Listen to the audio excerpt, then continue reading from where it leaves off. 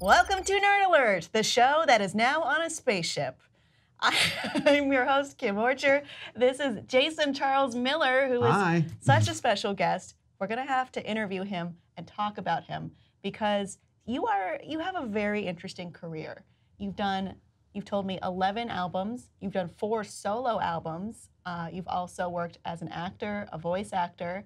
You host things for Geek and Sundry. You tend to be around when D&D is around. Yeah.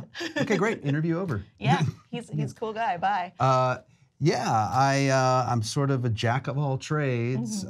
Just living in LA for so long. I moved out here as a musician. That was sort of the primary reason why I moved here. But I like to play D&D, and certain people figured that out and decided to put me in lots of fun D&D events. So I'm not complaining. Yeah, I mean, if there's music at the D&D event, it's Jason. So that's when I saw you recently. You also had an album release for your new album, In the Wasteland. And that's actually based on Wasteland Weekend, which is an event, or not based there, but an homage to or calling to? Well, sort of. What happened was I wrote this song about being in the desert. I was already a Wasteland Weekend attendee, and I already have been obsessed with Mad Max movies. So when I wrote the song In the Wasteland, it was probably in the back of my mind, but then when the last time we played Wasteland Weekend, we actually filmed the music video for the song at the event. What about Wasteland Weekend made you want to, infuse this into your work? Because just the aesthetic is me to a T.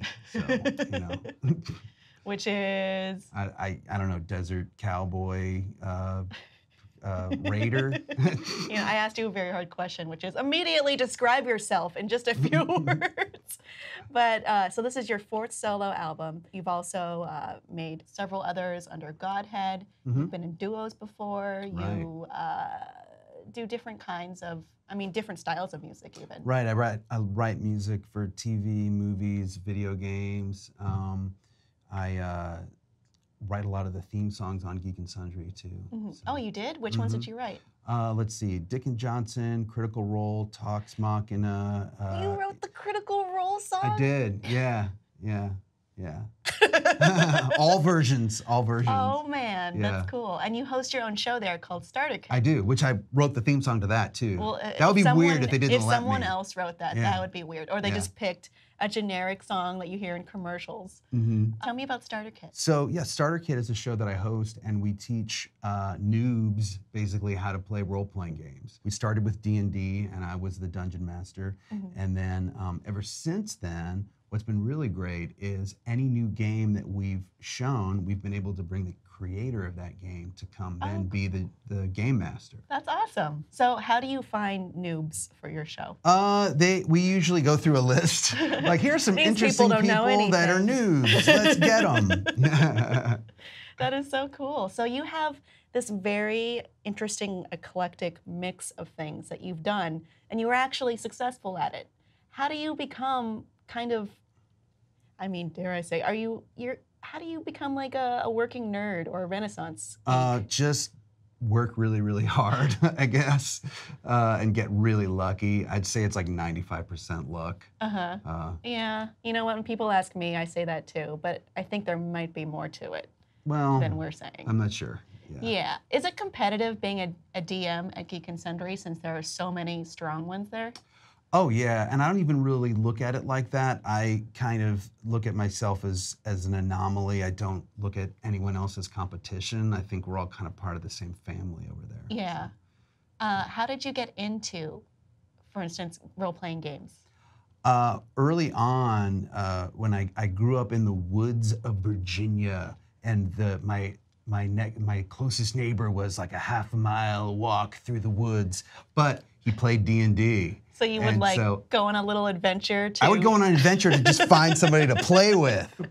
Wow, that sure beats looking around on the internet like I did. That's very cool. The internet didn't exist back then. Yeah, it seems like a really cool way for people to let their imaginative side come out. Would you say that helped you in your creative career at all? I think it did quite a lot, yeah. I think that early on, playing role-playing games kind of made my mind go in crazy places I never thought it could, and hopefully I would think that that maybe helped with my like lyrical development. If someone wanted to get into role-playing, what would you recommend? Well, D&D is really the holy grail, so I would definitely recommend getting there's a starter kit or a preview kit that you can get. Oh, starter kit. Yeah. The show of the name of Jason's show that you First can check season, out. we did D&D, so I would say check that out. And I think season 2 is airing right now. It is. So you should definitely check that out. We're going to have much more with Jason coming up. Did you like that video? Then you've earned the right to hit the subscribe button. You also have that right if you felt so about it. You can do anything. I believe in you.